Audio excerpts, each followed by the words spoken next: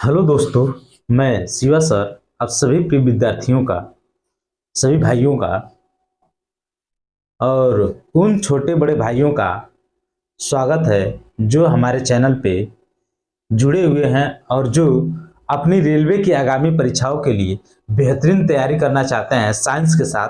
तो वो जुड़ सकते हैं और अपनी तैयारी को बढ़िया कर सकते हैं। अभी हम लोग हाल ही फिलहाल में चैप्टर वाइज एनसीईआरटी का कॉन्सेप्ट और थ्योरी भी पढ़ेंगे।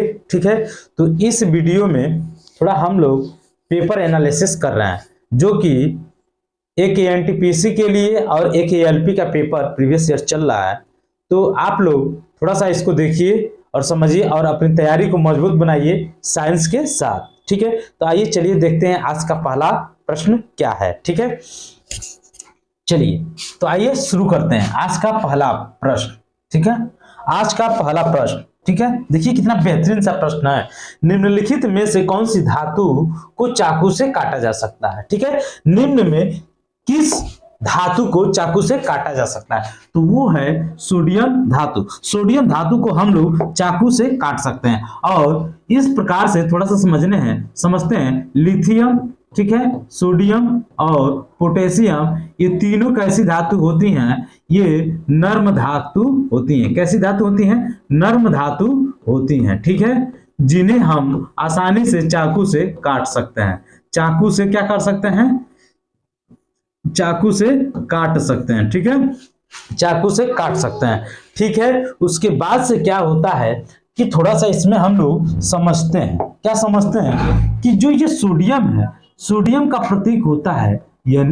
ठीक है, जो तांबा होता है इसका प्रतीक होता है Cu। ठीक है, जो लोहा होता है इसे फेरस कहा जाता है या फी इसका क्या होता है? प्रतीक होता है। जो एल्युमिनियम है इसका प्रतीक Al होता है। ठीक है, बात समझ में आया? तो चलते हैं हम लोग अगले प्रश्न में। अभी नहीं चलेंगे, थोड़ा सा सोडियम आया है तो सोडियम के बारे में कुछ हम लोग जानकारी हासिल करेंगे। तो सबसे पहला जानकारी हम लोग क्या हासिल करेंगे कि जो सोडियम होता है ये बेंजीन, ठीक है, बेंजीन वह ईथर में क्या है? विलय है।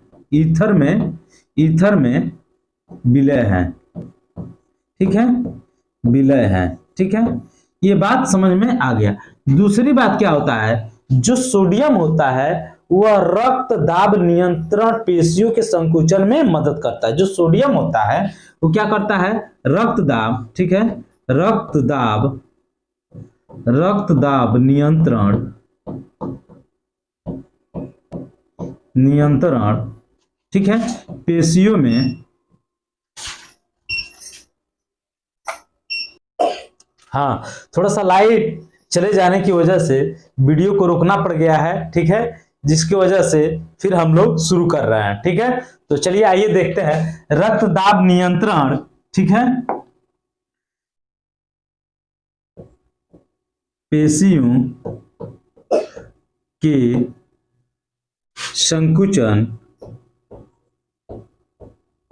संकुचन में मदद करता है। ठीक है, उसके बाद से क्या होता है? सोडियम ये विद्युत का सुचालक होता है। ये क्या होता है? विद्युत का सुचालक होता है। ठीक है, उसके बाद से क्या होता है? द्रवित जो सोडियम होता है, द्रवित सोडियम, ठीक है, द्रवित सोडियम नाभिकीय रिएक्टर में,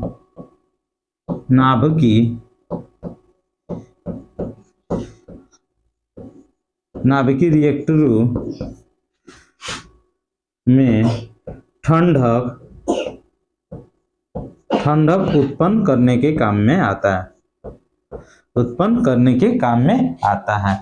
उसके बाद से क्या होता है? देखिए, बेंजीन व ईथर में विलय होता है। रक्त दाब नियंत्रण पेशियों के संकुचन में क्या होता है? विद्युत का सुचालक होता है। द्रवित सोडियम नाभिकीय रिएक्टरों में ठंडक उत्पन्न करने के काम में आता है। ठीक है, उसके बाद से इसमें क्या होता है कि ये जो होता है सोडियम अति क्रियाशील होने की वजह से इसको मिट्टी के तेल में डुबो कर रखते हैं। किसमें रखते हैं? मिट्टी, ठीक है, मिट्टी के तेल में डुबो कर रखते हैं। ठीक है, मिट्टी के तेल में डुबो कर रखते हैं या केरोसिन के तेल में इसे डुबो कर रखते हैं। ऐसा क्यों करते हैं? क्योंकि ये वायुमंडल में ऑक्सीजन से क्रिया करते ही क्या हो जाता है? प्रज्वलित हो जाता है, इसलिए इसको केरोसिन के तेल में डुबो कर रखा जाता है। चलते हैं हम लोग अगले प्रश्न की तरफ। अगला प्रश्न देखते हैं क्या है। ठीक है, अगला प्रश्न हम लोग के सामने। ठीक है, अगला प्रश्न क्या है कि जब प्रकाश की किरण सघन माध्यम से विरल माध्यम में यात्रा करती है तो यह किस दिशा में मुड़ती है? तो देखिए, इस प्रश्न का उत्तर हम लोग के पास है अभिलंब से दूर तथा गति बढ़ जाती है। अभिलंब से दूर तथा गति बढ़ जाती है। जब प्रकाश किरण सघन माध्यम से विरल माध्यम में जाती है तो क्या होती है? वह अभिलंब से दूर तथा गति बढ़ जाती है। ठीक है, तो थोड़ा सा हम लोग समझते हैं कि यह किसके माध्यम से होता है। तो अपवर्तन, किसके माध्यम से? अपवर्तन। ठीक है, अपवर्तन को हम लोग रिफ्लेक्शन भी कहते हैं।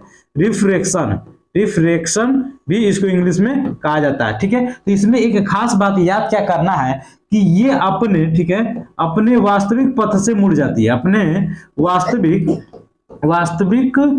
पथ से मुड़ जाती है। अपने वास्तविक पथ से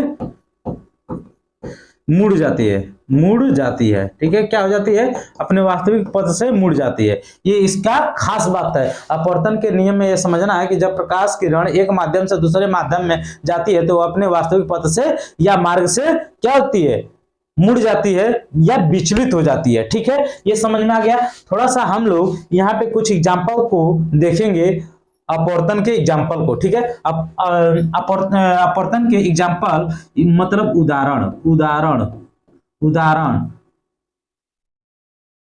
उदाहरण को देखेंगे। ठीक है, तो इसमें सबसे पहला उदाहरण क्या है?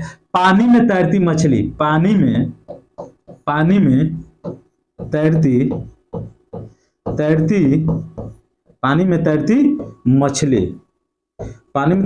मछली। ठीक है, या पानी में डूबा सिक्का। ठीक है, तीसरा पानी में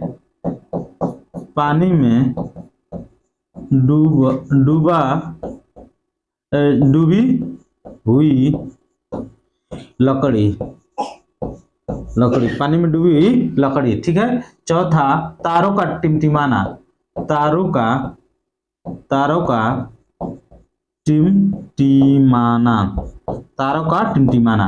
ठीक, पांचवा क्या है? सुबह या शाम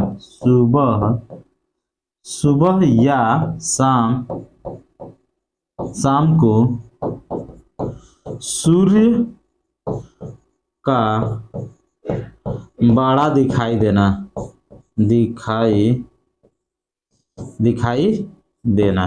ठीक है, सुबह या शाम को सूर्य का बड़ा दिखाई देना, ये सब अपवर्तन के कारण होता है। ठीक है, एक इंपॉर्टेंट बात इसमें और समझ लेते हैं कि जब सघन माध्यम से क्या होता है कि जब सघन माध्यम से, ठीक है, सघन से क्या होता है? सघन से विरल में जाते हैं। सघन से विरल, ठीक है, सघन से विरल में जाते हैं तो ये क्या होता है? अभिलंब से दूर होता है। ठीक, अभिलंब से दूर। ठीक है, लेकिन यही बात क्या हो कि जब माध्यम बदल जाए, विरल से सघन में जाए, सघन में, तब क्या होगा? ये अभिलंब की ओर मुड़ जाता है।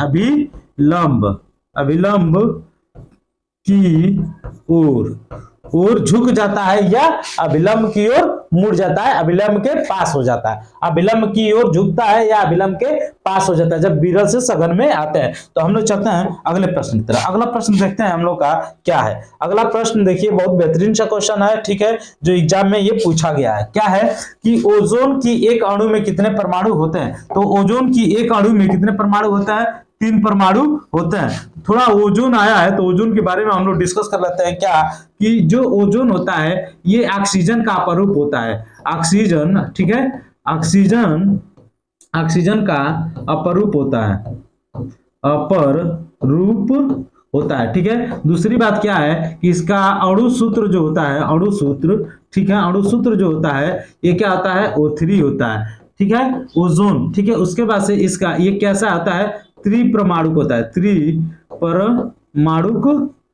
त्रिपरमाणुक होता है, ठीक है। उसके बाद से चौथी बात इसमें क्या है कि जो ओजोन होता है ये क्या करता है, CFC जो क्लोरोफ्लोरो गैस जो होता है, ठीक है, ये क्या करता है, क्षति पहुंचाता है। किसको किसको क्षति पहुंचाता है, ये ओजोन गैस को क्षति पहुंचाता है, ठीक है। उसके बाद से क्या होता है कि ये सारी चीजें आप जान गए। थोड़ा सा हम लोग इसमें एक और बात जानेंगे कि क्या करता है, इसमें जो गंध होता है, ठीक, वो गंध कैसा आता है, गंध इसमें कैसा आता है, सड़ी मछली की तरह। कैसा आता है, इसमें सड़ी मछली की तरह इसमें गंध आता है, ठीक है। उसके बाद से क्या होता है कि जो ये देखिए ध्यान दीजिएगा थोड़ा, क्या कि चांदी के चमक को काला कर देता है। क्या करता है, चांदी, ठीक है, चांदी के चमक को काला कर देता है।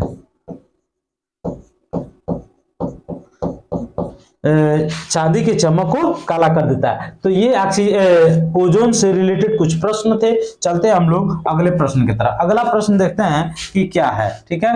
अगला प्रश्न बेहतरीन सा प्रश्न है ये भी, ठीक है। क्वेश्चन देखिए क्या दे रहा है कि जब किसी संकुचित स्लंकी, ठीक है, यहाँ पे सही कर लीजिएगा, स्लंकी, ठीक है, स्लंकी, ठीक है, स्लंकी को छोड़ा जाता है तो स्थितिज ऊर्जा किस ऊर्जा में परिवर्तित करती है, ठीक है। तो जो ये ऊर्जा होती है तो किस रूप में परिवर्तित करती है, तो ये करती है गतिज ऊर्जा में। किसमें करती है, गतिज ऊर्जा में। किसमें करती है, गतिज ऊर्जा में करती है। थोड़ा यहाँ पे भी करेक्ट कर लीजिएगा, ठीक है। तो अब देखिए यहाँ पे गतिज ऊर्जा, तो गतिज ऊर्जा को हम लोग इंग्लिश में क्या कहते हैं, कैनेटिक एनर्जी। क्या कहते हैं, कैनेटिक एनर्जी। कैनेटिक एनर्जी का जो सूत्र होता है हाफ mv² होता है। जो गतिज ऊर्जा है इसका एग्जाम्पल क्या होता है, उदाहरण क्या होता है, जैसे दौड़ता हुआ, ठीक है, दौड़ता, ठीक है, दौड़ता हुआ लड़का या बालक, दौड़ता हुआ लड़का, ठीक है, सड़क पर दौड़ता हुआ लड़का, सड़क कर लीजिएगा यहाँ, सड़क पर तो ये एग्जाम्पल देखिएगा यहाँ पे, जमीन पर दौड़ता लड़का, ठीक, जमीन पर दौड़ता लड़का, जमीन पर दौड़ता लड़का, ठीक है। दूसरा एग्जाम्पल क्या है इसका, दूसरा एग्जाम्पल है कि चलती हुई बस या ट्रेन, चलती हुई बस या ट्रेन, ठीक है। ये क्या है, गतिज ऊर्जा के उदाहरण है। हम लोग चलते हैं अगले प्रश्न की तरफ। अगला प्रश्न देखिए क्या कह रहा है कि बहुविखंडन, ठीक है, यहाँ पे थोड़ा सा बहुविखंडन द्वारा उत्पन्न होता है। तो बहुविखंडन द्वारा उत्पन्न होता है कौन, प्लाज्मोडियम। क्या होता है, प्लाज्मोडियम, ठीक है।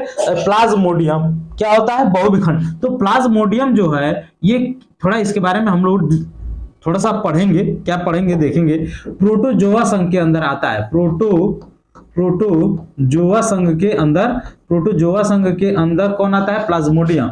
ये क्या होता है, एक कोशिकी होता है, एक कोशिकी होता है, ठीक। अब यहाँ प्रोटोजोआ में ये प्लाज्मोडियम जो है प्रोटोजोआ संघ के एक कोशिकीय जीव में आता है। तो हम लोग थोड़ा सा एक कोशिकीय में पढ़ेंगे। इसमें क्या होता है कि जीव द्रव्य, ठीक है, जीव द्रव्य एक या अनेक जीव द्रव्य में, ठीक है, जीव द्रव्य में एक या अनेक केंद्रक पाए जाते हैं,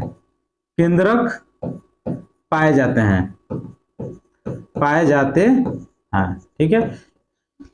जीव द्रव्य में एक या अनेक केंद्रक पाए जाते हैं। जैसे इसमें क्या होता है कि सभी जैविक क्रियाएं होती हैं, सभी जैविक क्रियाएं होती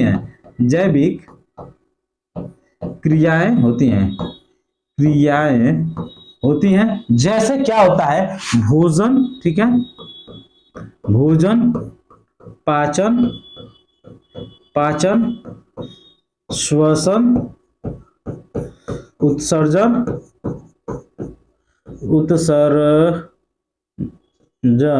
उत्सर्जन, ठीक है, और उसके बाद से जनन। ये सभी एक कोशिकीय जीव के अंदर होता है। ये सभी चीज क्या होता है, एक कोशिकीय जीव के अंदर ये सभी जैविक क्रियाएं होती हैं, ठीक है। उसके बाद से थोड़ा सा प्रोटोजोआ, एक कोशिकीय, ये सभी हम पढ़ लिए। अब थोड़ा सा ये बहुविखंडन द्वारा उत्पन्न होता है। तो मतलब कुछ जीव ऐसे होते हैं जो अलैंगिक प्रजनन के माध्यम से उत्पन्न होता है, तो कुछ अलैंगिक प्रजननों को हम लोग समझेंगे, ठीक है। तो सबसे पहला हम लोग के पास अलैंगिक में, ठीक है,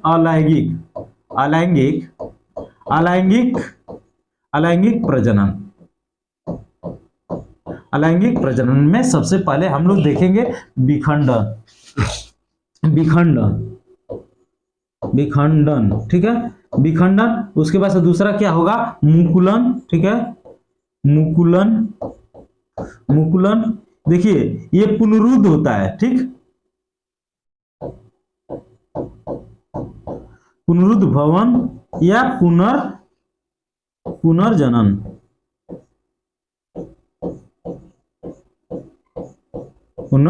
ठीक है। उसके बाद से क्या होता है, वो होता है, क्या होता है, विखंडन हो गया, मुकुलन हो गया, पुनरुद्ध हो गया, बीजाणु हो गया। क्या हो गया, बीजाणु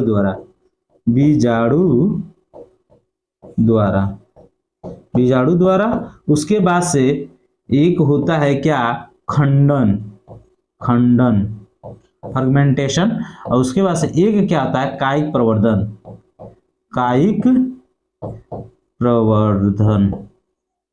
प्रवर्धन, ठीक है। अब देखते हैं खंडन जो होता है ये क्या होता है, ये दो प्रकार का होता है। एक द्विविखंडन, एक क्या होता है, द्विविखंडन,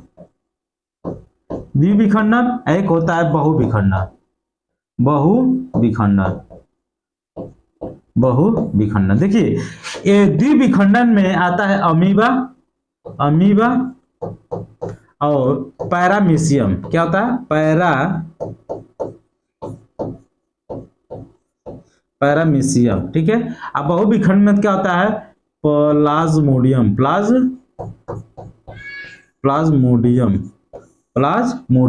होता है, ठीक है। मुकुलन में क्या होता है, थोड़ा सा यहाँ पे हम लोग देखेंगे क्या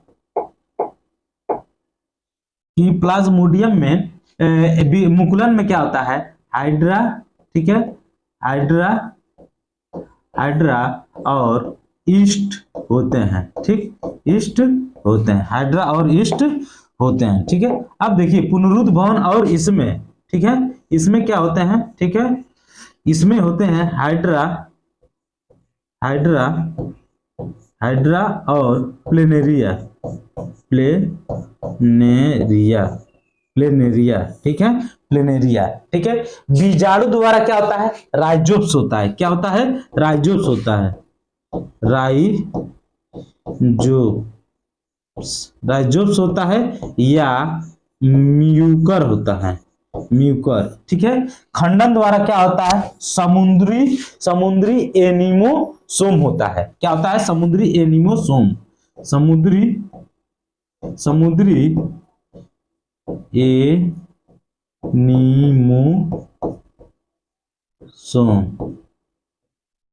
एनीमोसोम होता है। कायिक प्रवर्धन में क्या क्या होते हैं, जैसे हरी घास, ठीक है, हरी घास इसमें होता है कायिक प्रवर्धन में। आलू होता है, ठीक है, क्या होता है, आलू, ठीक है, आलू। उसके बाद से प्याज, उसके बाद से मनी प्लांट,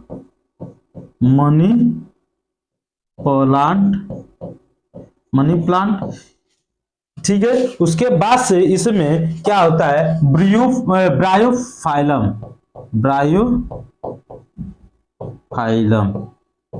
ब्रायोफाइलम इसमें होता है। तो देखिए ये अलैंगिक प्रजनन में ये सारी चीजें इस तरह से होती हैं, ठीक है। और जैसे कि इस प्रश्न का उत्तर बहुविखंडन द्वारा, तो ये होता है बहुविखंडन द्वारा प्लाज्मोडियम का उत्पन्न होता है, ठीक है। तो हम लोग चलते हैं अगले प्रश्न की तरफ। अगला प्रश्न देखिए क्या है, ठीक है।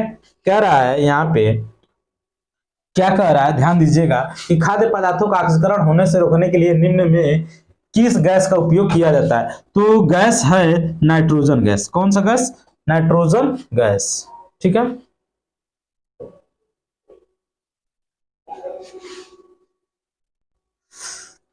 हाँ, तो देखिए इस प्रश्न का उत्तर होगा, क्या होगा, ध्यान दीजिएगा, नाइट्रोजन। क्या होगा? नाइट्रोजन। ठीक है, इस प्रश्न का उत्तर क्या होगा? नाइट्रोजन। ठीक है, और नाइट्रोजन में हम थोड़ा, नाइट्रोजन शब्द जो आया है, तो नाइट्रोजन से थोड़ा हम लोग कुछ समझ लेते हैं कि नाइट्रोजन को यन से प्रदर्शित किया जाता है। नाइट्रोजन जो होता है, ये क्या होता है, यूरिया में 46% पाया जाता है।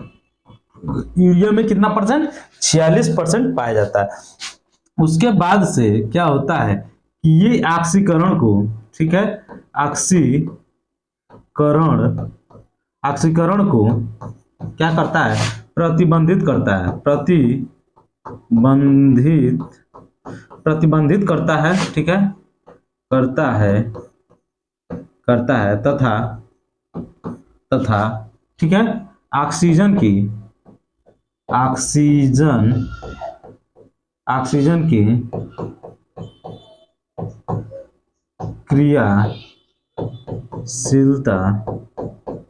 क्रियाशीलता, ठीक है, क्रियाशीलता घटा देता है, घटाता है। ठीक है, यह क्या करता है? ऑक्सीजन की क्रियाशीलता को घटा देता है। यूरिया में 46% पाया जाता है, नाइट्रोजन को प्रतिबंधित करता है तथा ऑक्सीजन की क्रियाशीलता को घटा देता है। और उसके बाद क्या आता है? ये द्विप्रमाणविक होता है। कैसा होता है? द्विप्रमाणविक। ठीक है,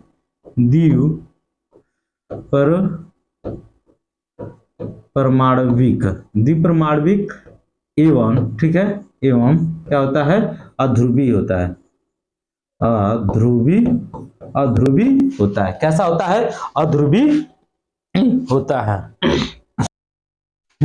तो यहाँ पे हम लोग नाइट्रोजन के बारे में ये सारी चीजें देखें। चलते हैं अगले प्रश्न के तरफ। अगला प्रश्न हम लोग के पास क्या है? ठीक है, ये देखिए अगला प्रश्न। ठीक है, कह रहा साइकिल की सवारी करते समय निकलने वाली ऊर्जा निम्न में से किसी का रूप नहीं होती हैं। तो देखिए वह किसी का नहीं रूप होती हैं, वह रासायनिक ऊर्जा है। कौन सी है? रासायनिक ऊर्जा का रूप नहीं होती है। किसका रूप नहीं होती है? रासायनिक ऊर्जा का रूप नहीं होती है। थोड़ा रासायनिक ऊर्जा आया है तो इससे हम लोग कुछ ऊर्जा रूपांतरित करने वाले उपकरणों के बारे में जान लेते हैं। जैसे क्या होता है? मोमबत्ती। ठीक है, मोमबत्ती। ठीक है, मोमबत्ती क्या करता है? यह रासायनिक ऊर्जा को रासायनिक ऊर्जा, ठीक है, रासायनिक ऊर्जा को, ठीक है, प्रकाश ऊर्जा में, किसमें?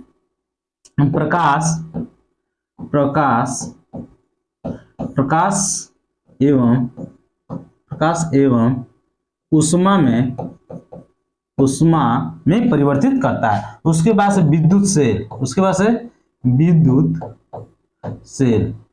सेल जो होता है, ये क्या करता है? ये रासायनिक ऊर्जा को, रासायनिक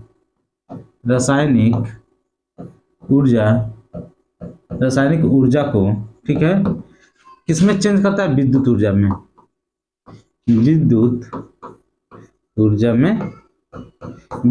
में चेंज करता है। ठीक है, चलते हैं अगले प्रश्न के पास। ठीक है, अगला प्रश्न हम लोग के पास क्या है? देखिए क्या कह रहा है कि निम्नलिखित में से कौन सा फूल के केंद्रक में मौजूद होता है? क्या होता है? केंद्रक में मौजूद होता है। तो अंडक जो होता है वो क्या होता है? फूल के केंद्रक में मौजूद होता है। नेक्स्ट प्रश्न, ठीक है, देखते हैं। कह रहा व्यवस्थित वस्तुओं की वो प्रवृत्ति जो उसे स्थिर या समान गति से गतिमान रहने के लिए प्रवृत्त करता है, क्या कहलाता है? तो जड़त्व कहलाता है। क्या कहलाता है? जड़त्व कहलाता है। ठीक है, क्या कहलाता है? जड़त्व कहलाता है। तो जड़त्व आया है यहाँ पे, तो थोड़ा जड़त्व के बारे में हम लोग डिस्कस कर लेते हैं। पहला क्या होता है? गति का जड़त्व।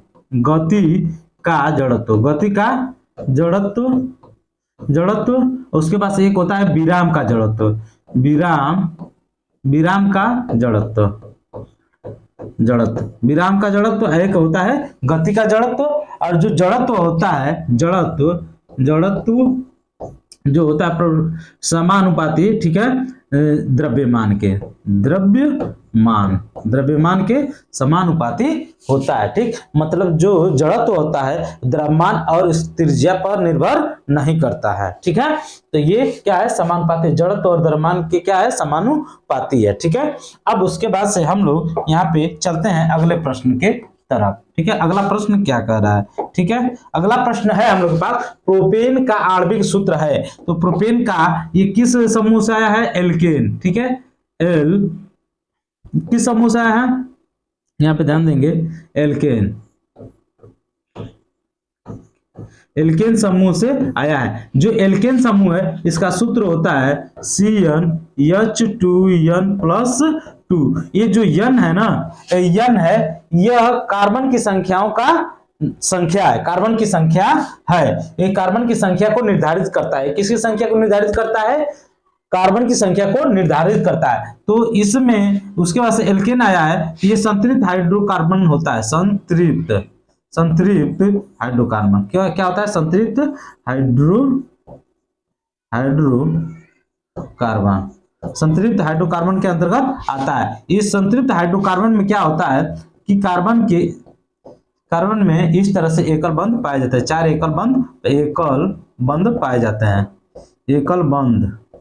4 एकल बंध पाए जाते हैं, मतलब एकल बंध पाए जाते हैं एल्केन में। ठीक है, तो इस प्रश्न का उत्तर क्या हो जाएगा, इसके अनुसार ये हो जाएगा C3H8। ठीक है, अब प्रोपेन देखिए कुछ है यहाँ पे, एल्क के नाम जान लीजिए, एल्क के नाम जान लीजिए। क्या होता है कि मेथ, ठीक है, मेथ, एथ, प्रोप, ब्यूट, ठीक है, पेंट, हेक्स, हेप्ट, आक्ट, ठीक है, नोन,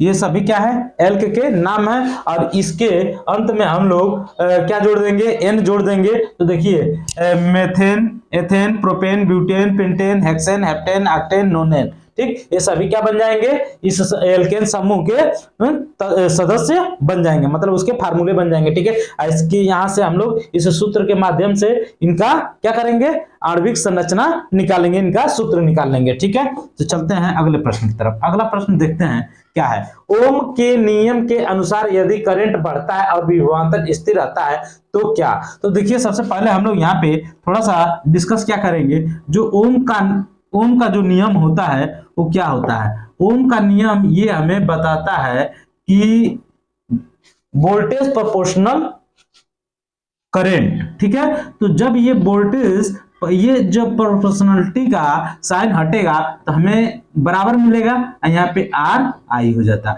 अब यहाँ पे कह रहा है कि ओम के नियम के अनुसार यदि करंट बढ़ता है और विभवांतर स्थिर रहता है तो हम लोग यहाँ पे क्या कर लेंगे कि यहाँ पे V बटा R, ठीक है, इक्वल टू I। ठीक है, तो अगर यहाँ पे देखते हैं कि अगर ये करंट बढ़ेगा तो रेजिस्टेंस क्या होगा, घटेगा। ठीक, अगर ये घटेगा तो रेजिस्टेंस बढ़ेगा। समझ में आया। तो कह रहा है कि क्या होगा, करंट अगर बढ़ता है तो अगर करंट बढ़ेगा तो रेजिस्टेंस का मान जायज सी बात है कि घटेगा, तो प्रतिरोध कम हो जाता है। क्या हो जाता है, प्रतिरोध कम हो जाता है। इस प्रश्न का उत्तर यहाँ पे थोड़ा सा ही कर लीजिएगा, कम होगा। ठीक है, ये नहीं होगा, ठीक है ना, कम होगा, प्रतिरोध कम हो जाता है। क्या हो जाता है, जब करंट बढ़ेगा तो क्या हो जाएगा, रेजिस्टेंस कम हो जाएगा। ठीक है, तो समझ में आया। तो इस प्रश्न का उत्तर ये होगा। ठीक है, चलते हैं हम लोग अगले प्रश्न की तरफ। अगला प्रश्न क्या है,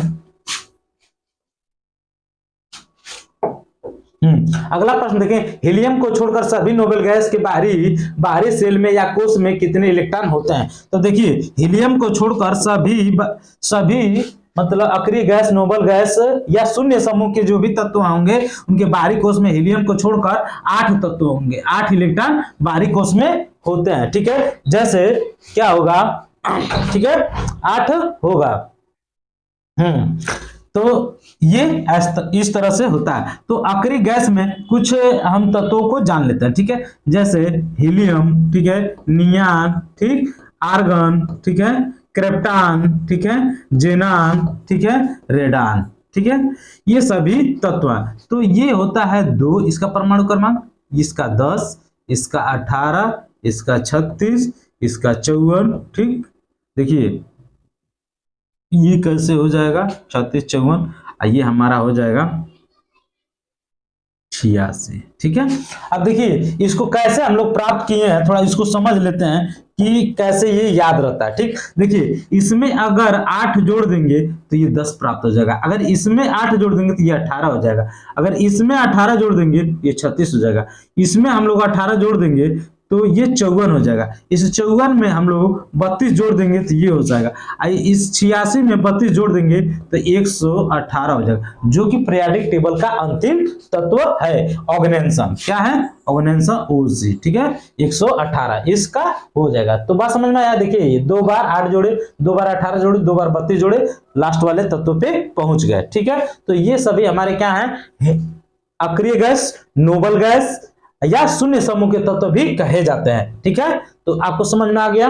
अब हम लोग चलते हैं अगले प्रश्न के तरफ। ठीक है, अगला प्रश्न क्या है। ठीक, तो इस वीडियो में इतने ही प्रश्न थे, हम लोग मिलते हैं नेक्स्ट सीरीज में। Thank you.